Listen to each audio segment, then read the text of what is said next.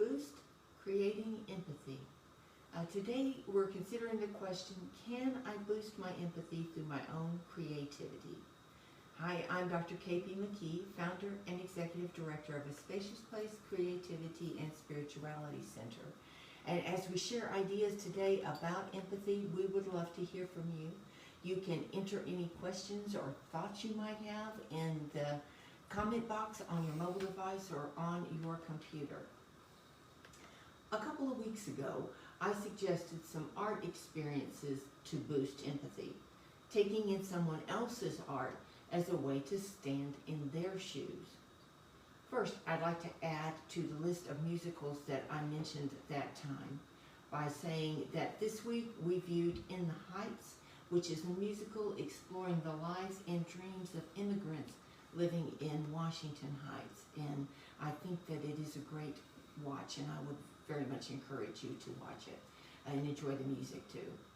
And I'd also suggest listening to music from across the globe because a culture's music expresses their soul. But today, we're going to move into our own art making as a way to boost empathy. Now, unless we are creating simply for our own benefit, which is valid and worthy and something we wholeheartedly support, we usually create with someone else in mind. I'm a writer. I write for readers. As I write these Facebook pieces, I imagine who will tune in and what language will be accessible and inviting to the viewers. When I write a novel for children, I imagine the words and sentence structures that will communicate with them.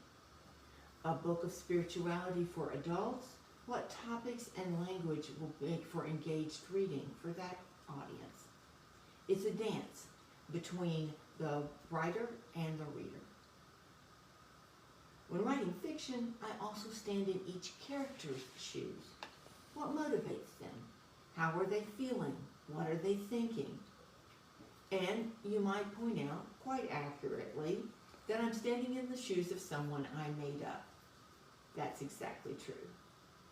It's good practice for standing in the shoes of someone I will someday meet. I'll have a better sense of potential feelings and motives, a clearer sense of how we are all the same and how we are each unique. It's a beginning. The performing arts as well provide an opportunity for empathy boosting. While it is true that performers can see others merely as audience, the sole challenge is to reach into the audience, sense how each person is feeling, and offer our gift as a gift to their soul. And last but certainly not least, visual arts. Like writing, visual art is often a solitary activity, but its point is to connect with others on an emotional level. To say, this is my truth. Is it yours? If not, why not? It's an opening invitation, an unfinished sentence awaiting a response. Most visual artists make art to be seen by others, deeply seen. So, here are some empathy-boosting art-making practices for you to consider. Take one that calls your name. Don't worry about the others. Also, lock your internal editor or critic outside the door and just give yourself the freedom to create.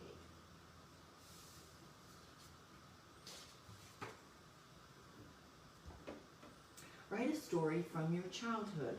Write it from your perspective. Write it from the perspective of another person in the story. How does this alter and perhaps inform the story?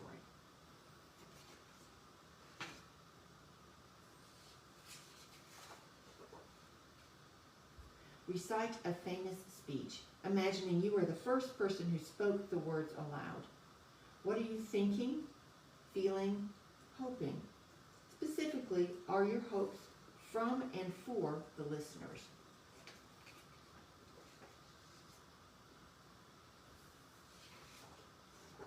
Art activism. Create an art piece that addresses a social concern you have.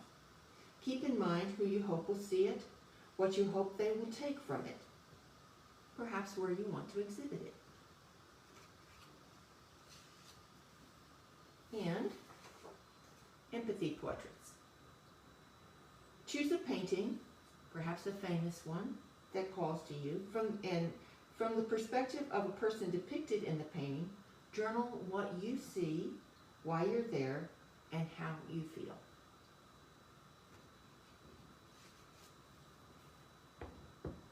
So if you have found this helpful, we hope you will like it on Facebook.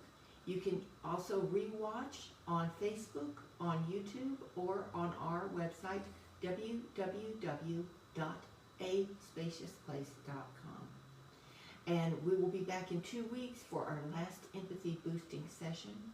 I would also like to let you know that if you have children, first grade and older, we are, instead of our camp, doing messy art afternoons on Wednesdays, beginning on July the 7th. And if you are interested in that, we will have more information on our website about that this coming week.